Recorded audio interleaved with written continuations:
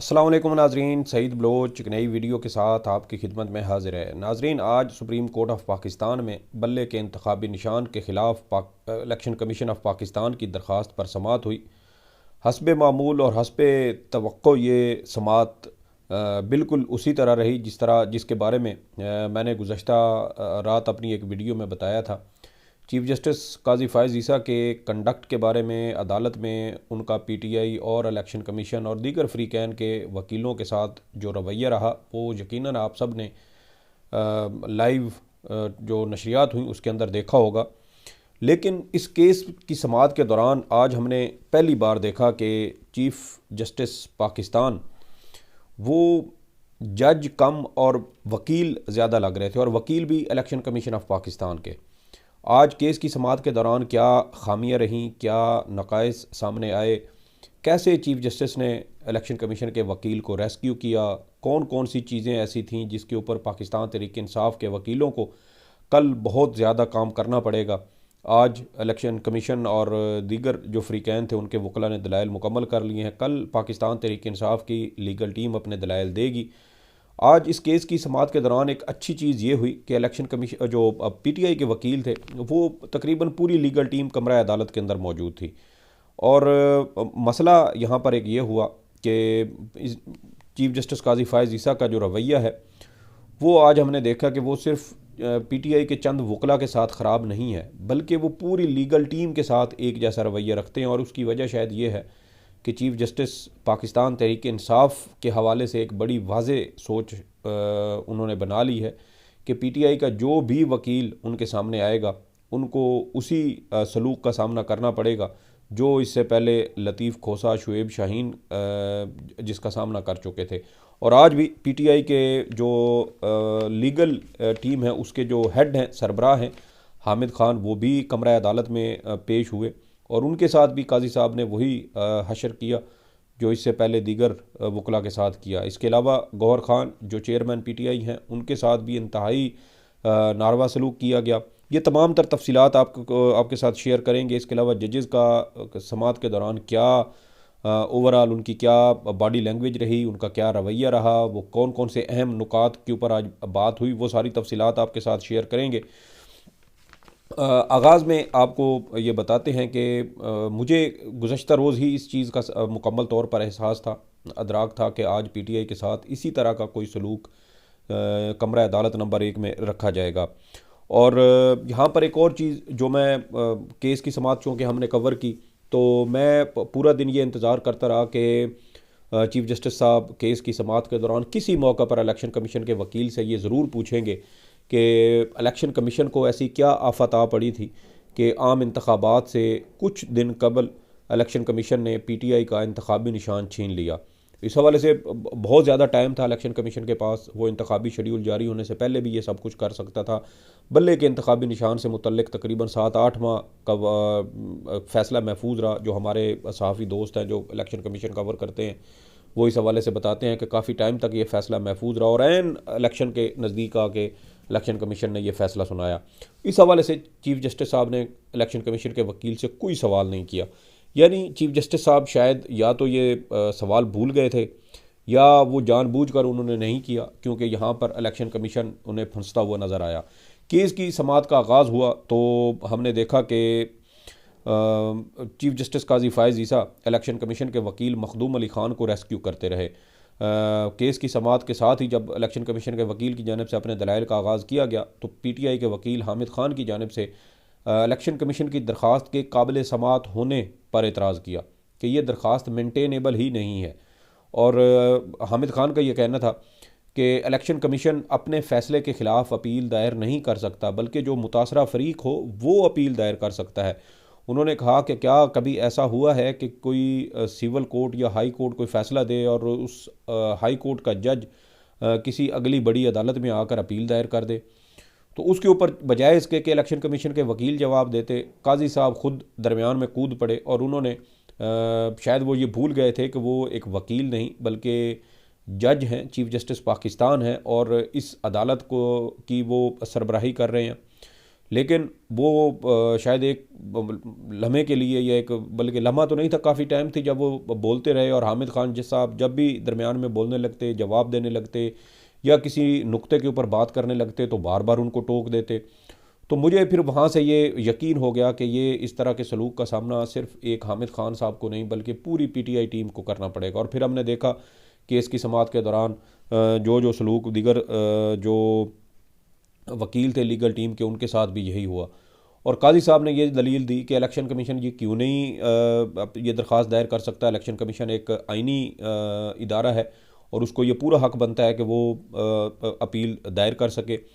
और फिर इसमें देखें कि हामिद खान साहब ने अपनी दलील में 2 अदालती फ़ैसलों का हवाला दिया, जबकि काजी साहब के पास कोई अदालती नज़ीर नहीं थी।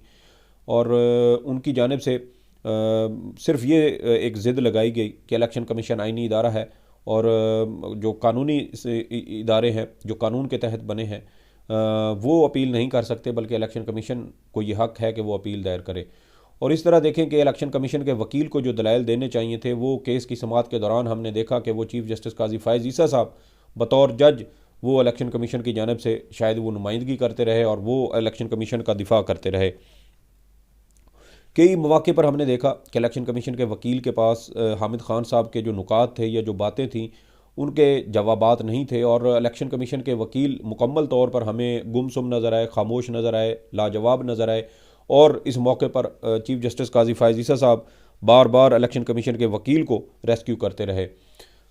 मेरे ख्याल में जिस तरह आज केस की समाअत चली है और जिस तरीके से काजी साहब ने इलेक्शन कमीशन की जानिब से ये भरपूर किस्म का मुकदमा लड़ा है, उसके बाद मेरे ख्याल में इलेक्शन कमीशन को ये चाहिए कि मखदूम अली खान साहब से अपनी जो उन्होंने करोड़ों की मद में फ़ीस दी है उसमें से आधी फ़ीस तो शायद उनको वापस लेनी चाहिए, क्योंकि जो मखदूम अली खान साहब हैं वो बड़े महंगे वकील हैं, लेकिन पता नहीं आज उनकी तैयारी अच्छी नहीं थी या मेरे ख्याल में इलेक्शन कमीशन का केस बहुत ज़्यादा कमज़ोर था जिसकी वजह से वो उसका शायद दिफा नहीं कर पा रहे थे। क्योंकि मखदूम अली खान साहब एक बहुत काबिल और मंझे हुए वकील हैं, लेकिन इस मामले में इलेक्शन कमीशन की जो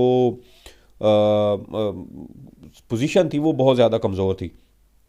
और फिर केस की समाअत के दौरान देखें कि मुल्क में इतना बड़ा आइनी मसला बना हुआ है, इलेक्शन शफाफ और मुनसिफाना और आज़ादाना इलेक्शन नहीं हो रहे, धांधली के इल्ज़ामात हैं, एक सियासी जमात को टारगेट किया जा रहा है। और इस मौके पर बजाय इसके कि चीफ़ जस्टिस साहब आइन पर अमल दरामद पर फोकस करते, उस पर तवज्जो देते, उनको इस बात का दुख था कि कल हफ्ते को भी अदालत लगेगी और इसमें जजेस का जो वीकेंड है वो बर्बाद हो गया है। जस्टिस मुसर्रत हिलाली साहिबा ने भी यही बात कही, उन्होंने भी कहा कि हमारा वीकेंड ख़राब हो गया है। तो अब देखें कि हमारे जजेस जो इतनी अहम पोजीशंस पर बैठे हैं वो अपने वीकेंड ख़राब होने का उनको ज़्यादा दुख है, और आइन जो ख़राब हो रहा है, रौंदा जा रहा है, उसकी खिलाफ वर्जी हो रही है, आइन शिकनी हो रही है, उसका जजेस को शायद कोई एहसास नहीं है। और केस की समाअत के दौरान चीफ़ जस्टिस काजी फ़ायज़ ईसा ने दरख्वास्त गुजार अकबर एस बाबर से सवाल किया कि आप ख़ुद पीटीआई के ख़िलाफ़ खड़े हुए हैं या आपके पीछे कोई और है। और उन्होंने ये कहा कि आप पीटीआई को क्यों तंग कर रहे हैं। और उनका मज़ीद ये भी कहना था कि अगर पीटीआई से बल्ले का इंतखाबी निशान वापस लिया जाता है तो फिर इसका नुकसान तो अकबर एस बाबर साहब को भी होगा, क्योंकि बकौल उनके वो पीटीआई के साथ पीटीआई में शामिल हैं। तो कुछ चीज़ें जजेस की जानिब से कुछ अच्छे नुकात भी उठाए गए, कुछ अच्छे सवालात किए गए, कुछ अहम जो लीगल क्वेश्चन थे उनको जजेस की जानिब से उठाया गया। और समाअत के दौरान चीफ़ जस्टिस ने यह भी कहा कि पीटीआई किसी को ज़बरदस्ती इलेक्शन नहीं लड़वा सकती।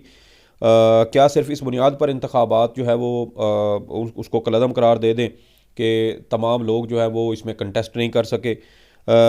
अगर पीटीआई को निशान नहीं मिलता तो फिर इसका नुकसान अकबर एस बाबर को भी होगा। अदालत ने अकबर एस बाबर से पीटीआई का बानी रुकन होने के हवाले से शवाहिद या सबूत मांग लिए हैं। शीरी मज़ारी साहिबा की गालबन 2017 की एक ट्वीट आज भी वायरल हो रही थी जिसमें उन्होंने बताया था कि पीटीआई के 7 फाउंडिंग मेंबर थे, जिसमें इमरान खान, मरहूम नईम उल हक और इसके अलावा कुछ दीगर लोग थे, जिनमें से 1-2 लोग वफ़ात पा चुके हैं और कुछ अमेरिका में मुकीम हैं। और उसमें उन 7 अफराद में अकबर एस बाबर साहब का शायद नाम भी नहीं आता, और इनका यह दावा था कि वो पीटीआई के बानी रुकन हैं। इसके अलावा सुप्रीम कोर्ट ने पीटीआई से भी अकबर एस बाबर को पार्टी से निकाले जाने के हवाले से शवाहिद जो है वो या रिकॉर्ड वो तलब कर लिया है। और हस्बे मामूल जैसा कि मैंने इब्तदाई तौर पर आपको कहा कि केस की समाअत के दौरान जो पीटीआई के वकील थे उनकी तस्दीक होती रही। आप ये देखें कि हामिद खान साहब एक इंतहाई सीनियर और मंझे हुए वकील हैं। आज चीफ़ जस्टिस साहब का उनके साथ रवैया भी इंतहाई नामुनासिब था। बार बार उनको भी रोकते रहे, टोकते रहे, उनको भी अपनी बात पूरी नहीं करने दी। दरमियान में उनसे बुलाकर उनसे जो है वो सवाल कर लिया करते और पूछते कि सिर्फ हाँ या ना में जवाब दे। अगरचा हर सवाल के जवाब की कोई ना कोई बेस होती है, किसी सवाल का जवाब देने के लिए कोई उसका कोई ग्राउंड तैयार किया जाता है, लेकिन काजी साहब कहते थे कि हाँ या ना में जवाब दे। और मेरे ख्याल में कल जब पीटीआई के वकील इसके ऊपर जवाब देंगे तो फिर उनके लिए मसाइल पैदा हो जाते कि कल तो आपने ये कहा था, आज आप ये कह रहे हैं। तो इस तरह चीफ जस्टिस पीटीआई वकीलों को मजबूर करते रहे, उनको तज़हीक का निशाना बनाते रहे। एक मौका पर बैरिस्टर गौहर खान जो चेयरमैन पीटीआई हैं उनकी जानिब से अदालत की मुआवनत करने की कोशिश की गई तो चीफ जस्टिस साहब ने कहा कि आप कौन हैं। यानी कि जो वकील काले सूट में उनके सामने मौजूद था, पहली लाइन में बैठा था और वो दलाइल देने की कोशिश कर रहा था, अदालत की मुआवनत करने की कोशिश कर रहा था। इससे पहले भी मुतअद्दिद केसेस में वो शायद चीफ जस्टिस काजी फ़ाइज़ ईसा के सामने पेश हो चुके हों, लेकिन उसके बावजूद चीफ जस्टिस का ये कहना कि आप कौन हैं, मेरे ख्याल में ये इंतहाई तज़हीक आमेज़ रवैया और सलूक है।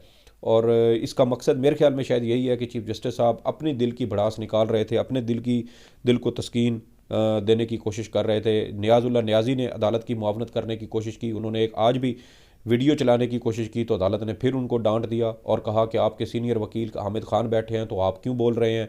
उन्होंने जब वीडियो चलाने की बात की कि हमारे पास इलेक्शन के इनेकाद के हवाले से वीडियो मौजूद है, लोग वहाँ पर इकट्ठे हुए थे, इलेक्शन का इनेकाद किया गया था, लेकिन उसके बावजूद अदालत ने उनको कहा कि ये वीडियो जो है वो ना चलाएं, वीडियो आप बाहर जाकर चलाएं, ये आइनी अदालत है और यहाँ यानी दस्तावेज़ात के मुताबिक, आइन के मुताबिक यहाँ पर समाअत होगी। और दूसरी जानिब आप देखें कि जब जुल्फ़िकार भुट्टो केस चल रहा था सुप्रीम कोर्ट में कुछ दिन पहले, तो उस केस की समाअत के दौरान अदालत ने पीपल्स पार्टी के वकील फ़ारूक एच नाइक को साबिक़ चीफ जस्टिस नसीम हसन शाह का इंटरव्यू का जो क्लिप था वो चलाने की इजाज़त दी थी। यानी पीपल्स पार्टी को इजाज़त है, पीटीआई को इजाज़त नहीं है। इससे पहले लेवल प्लेइंग फील्ड में भी वीडियो चलाने की पीटीआई को इजाज़त नहीं मिली थी। और आप देखें कि ये भी एतराज़ किया गया अदालत की जानिब से कि पेशावर में चमकनी के मकान पर ये इलेक्शन क्यों करवाए गए हैं, खैबर पख्तूनख्वा में क्यों करवाए गए हैं, लोगों को इतला कैसे दी। और ये कि देखें जो नियाज़ुल्लाह नियाज़ी थे उन्होंने कहा कि हमने व्हाट्सएप पर लोगों को इतला दी थी, लोग भी वहाँ पर मौजूद थे। पेशावर में हम इसलिए गए क्योंकि हमने इलेक्शन वहाँ पर कंडक्ट करवाया था, दीगर जो सूबे हैं वहाँ पर हमारे लिए सिक्योरिटी के मसाइल थे। और बिल्कुल ठीक बात है कि लोगों की पकड़ धकड़ होती थी। इस्लामाबाद हाई कोर्ट सिक्योरिटी नहीं दे सकी, लाहौर हाई कोर्ट सिक्योरिटी नहीं दे सकी। पेशावर हाई कोर्ट में गए तो वहाँ पर भी मुतअद्दिद बार अदालत की जानिब से नोटिस लिए गए, कार्रवाई की गई और उसके बाद जाकर पीटीआई के लिए थोड़ी सी स्पेस बनी जब उन्होंने अपने जो वर्कर कन्वेंशन थे वो मुनक़िद करवाए थे। और आप देखें कि केस की समाअत के दौरान पीटीआई के वकीलों को बोलने की इजाज़त न दी गई, जबकि दूसरी जानिब जजेज़ इलेक्शन कमीशन के जो वकील के जो पेपर बुक दी थी उसके अंदर से खुद ढूंढ कर बता रहे थे कि ये चीज़ यहाँ पर है, ये ऐसे है, ये ऐसे है। और उसकी पीटीआई जो इलेक्शन कमीशन के वकील थी उनकी मुआवनत हो रही थी। और चीफ जस्टिस का इलेक्शन कमीशन के वकील मखदूम अली ख़ान के साथ रवैया और पीटीआई वकला के साथ रवैया बिल्कुल मुख्तलिफ था। और नियाज़ुल्लाह नियाज़ी हों, इससे पहले आप देखें कि लतीफ़ खोसा साहब अपनी तज़हीक करवा चुके हैं, शुएब शाहीन करवा चुके हैं, आज हामिद खान साहब ने करवाई, गौहर अली ख़ान, नियाज़ुल्लाह नियाज़ी समेत तमाम जो पीटीआई की बड़े नाम हैं वो तकरीबन चीफ जस्टिस की अदालत में उन तज़हीक आमेज़ सलूक का जो है वो सामना कर चुके हैं। चीफ जस्टिस साहब हामिद खान साहब को बार बार टोकते रहे, उनको सवाल करते रहे, रुकावटें डालते रहे, उनको बात मुकम्मल न करने देते। जबकि दूसरी जानिब इलेक्शन कमीशन के वकील मखदूम अली ख़ान साहब को बड़े ध्यान से, बड़े तसल्ली से, बड़े मतलब बग़ैर उनको इंटरप्ट किए उनकी बात सुनते रहे। और देखें कि कई मौक़े पर उनके पास इलेक्शन कमीशन के वकील के पास कोई जवाब नहीं होता था। पीटीआई का मेरे ख्याल में ये जो ग्राउंड था कि एक दरख्वास्त काबिल समाअत नहीं है, इसके ऊपर कल फिर दलाइल देने चाहिए, ये नुक्ता दोबारा उठाना चाहिए। ये एक बहुत मजबूत ग्राउंड है कि इलेक्शन कमीशन का यहाँ पर इस केस में कोई किरदार या कोई उसका हक़ नहीं बनता कि वो दरख्वास्त दायर करे। और आप देखें कि पीटीआई के वकला जो उम्मीदवार थे इंट्रा पार्टी इंतखाबात में, उनके बिला मुकाबला मुंतखब होने पर अदालत की जानब से सवाल उठाया गया और अदालत की जानब से ये कहा गया कि क्या ये महज इत्तफाक़ है कि ये तमाम जो अहदेदार हैं ये पूरे मुल्क में बिला मुकाबला मुंतखब हुए हैं। तो चीफ जस्टिस साहब अभी पिछले साल जून में मुस्लिम लीग नून के भी अहदेदार इसी तरह मुंतखब हुए हैं, इस तरह दीगर सियासी जमातों के भी मुंतखब होते हैं। केस की समाअत के दौरान जस्टिस मोहम्मद अली मज़हर की जानब से ये नुकता ज़रूर उठाया गया कि इलेक्शन कमीशन बताए कि जो दीगर सियासी जमातों के भी क्या इसी तरह छानबीन की जाती है जैसे पीटीआई के मामले को देखा जा रहा है, जैसे इसमें बारीक बीनी के से इसका जायज़ा लिया जा रहा है कि दीगर सियासी जमातों की भी इसी तरह इंट्रा पार्टी इंतखाबात की स्क्रूटनी की जाती है, जिस पर इलेक्शन कमीशन के वकील के पास कोई जवाब नहीं था। और उसने इलेक्शन कमीशन के वकील ने कहा कि मैं रिकॉर्ड देख कर ये बात बता सकता हूँ। और उसके बाद जब इलेक्शन कमीशन के वकील थोड़े से मुश्किल में फंसते हुए नज़र आए तो चीफ जस्टिस काजी फ़ायज़ ईसा ने फ़ौरन बात घुमा दी और आगे पीछे बात को कर दिया। और देखें कि ये जो इलेक्शन एक्ट का सेक्शन 208(2) है, उसके तहत इलेक्शन कमीशन की बात में अगर देखा भी जाए कि कहीं कोई वज़न है कि जी तमाम मेंबरान को, जो पीटीआई के मेंबर थे, उनको यकसा मौके मिलने चाहिए थे। लेकिन सवाल यहाँ पर यह पैदा होता है कि जो इलेक्शन कमीशन तमाम सियासी जमातों को यकसा लेवल प्लेइंग फील्ड फ्राहम नहीं कर सका, क्या वो पीटीआई के इंट्रा पार्टी इंतखाबात में इस बात पर एतराज़ करने का मजाज है कि तमाम पीटीआई मेंबरान को, जो 8,37,000 से ज़ायद जिनकी तादाद है, उनको यकसा मौके नहीं मिले। और एक और अहम चीज़ जो इलेक्शन एक्ट का सेक्शन 215 का सब सेक्शन 4 सब सेक्शन 5 है, उसके तहत इलेक्शन कमीशन ने पीटीआई को शोकाज नोटिस नहीं किया और उनको शोकाज नोटिस किए बगैर उनका इंतखाबी निशान बल्ला छीन लिया। तो ये एक बहुत सॉलिड ग्राउंड है जो यहाँ पर हमें इलेक्शन कमीशन ऑफ पाकिस्तान के मुखालिफ जाता हुआ हमें नज़र आता है। इसके अलावा आप देखें कि केस की समाअत के दौरान जो नौरीन थी वो भी कमरा अदालत में मौजूद थी और पीटीआई के वकला कमरा अदालत में मौजूद थे। हर तरह से मेरे ख्याल में ये तैयारी ज़रूर थी कि तमाम लीगल टीम मौजूद हो और यकतरफा तौर पर कार्रवाई करने ना दी जाए। और जो चमकरी में पीटीआई का जो जहाँ पर इलेक्शन हुआ उसके ऊपर एतराज़ उठाया गया, जी पेशावर हाई कोर्ट क्यों गए हैं, वहाँ पर आप किस मतलब इस्लामाबाद हाई कोर्ट में या लाहौर हाई कोर्ट में क्यों नहीं गए, उसके ऊपर एतराज़ उठाया गया। चीफ जस्टिस साहब शायद ये चाहते थे कि ये Islamabad high court justice Aamir Farooq के पास जाते जो 1 महीने तक दरख्वास्त दबा के रखते, फ़िक्स ना करते, या लाहौर हाई कोर्ट जाते जिसके फ़ैसलों पर अमल दरामद नहीं होता। तो शायद वो यही चाहते थे कि ये इस पेशावर हाई कोर्ट क्यों गए हैं। मनपसंद अदालतों में जाना, उन्होंने कहा कि इससे निज़ाम इंसाफ जो है वो उसके ऊपर हर्फ आता है। और पेशावर और खैबर पख्तूनख्वा में भी इलेक्शन करवाने पर एतराज़ किया गया, जबकि आइन में इसकी कोई कदगन या पाबंदी नहीं है। भाई जब आइन एक सियासी जमात को इजाज़त दे रहा है कि वो जिस सूबे में जिस जगह मर्जी इलेक्शन करवाए, तो फिर आपको क्या मसला है, आप क्यों एतराज़ात बिला वजह के कर रहे हैं। और केस की समाअत के दौरान इलेक्शन कमीशन के वकील की जानिब से जब ये कहा गया कि हमने बहुत सारी सियासी जमातों की जो इंट्रा पार्टी इंतखाबात ना होने पर उनके जो इंतखाबी निशान है वो वापस लिए हैं, सियासी जमातों को डी लिस्ट किया है, तो उस पर चीफ जस्टिस साहब ने कहा जी बिल्कुल मैंने देखा है कि शायद कहीं ये खबर चली है। इसका मतलब ये है कि चीफ जस्टिस साहब सिर्फ पीटीआई के मामले में टीवी नहीं देखते, मीडिया नहीं देखते, बसूरत दीगर जो उसके इलेक्शन कमीशन की या दीगर कुछ लोगों की बात हो तो काजी साहब फौरी तौर पर उसमें मीडिया भी देखते हैं, उनको चीज़ों का मालूम भी होता है।